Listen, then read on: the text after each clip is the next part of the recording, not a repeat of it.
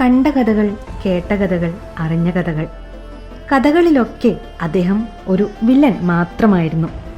പാർട്ടിക്ക് വേണ്ടി എന്തും ചെയ്യുന്ന തനി രാവണൻ, 10 തലകൾ. പക്ഷേ 10 കൊല്ലം മുന്നേ അദ്ദേഹം കേരളത്തിൻ്റെ മുഖ്യമന്ത്രിയായി. നിപ്പ വന്നു, ഓക്കി വന്നു, കോവിഡ് വന്നു, പ്രളയം വന്നു, വീണ്ടും പ്രളയം വന്നു.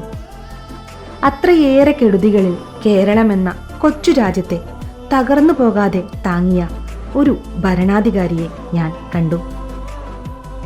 വിദ്യാഭ്യാസം, ഗതാഗതം, ആരോഗ്യം, ടൂറിസം തുടങ്ങിയ പ്രധാന വകുപ്പുകളുടെ മനോഹരമായ തേരോട്ടങ്ങൾ കണ്ടു. ഇതിനൊക്കെ സാക്ഷ്യം വഹിച്ചിട്ട് ഒരു നന്ദി വാക്ക് പോലും പറയാതെ പോയാൽ ഈ ജനാധിപത്യ രാജ്യത്ത് ഞാനും വെറുമൊരു പൗര മാത്രമായി പോകും. ഞാൻ കണ്ട ഏറ്റവും മികച്ച സ്റ്റേറ്റ്മെൻഷിപ്പിന് 1000 അഭിവാദ്യങ്ങൾ. 3-ാം ഊഴം തിരസ്കരിച്ചത് തിരുത്തലുകൾക്ക് വേണ്ടിയാവട്ടെ. നന്ദി, നന്ദി, നന്ദി. Thank you, honourable chief minister.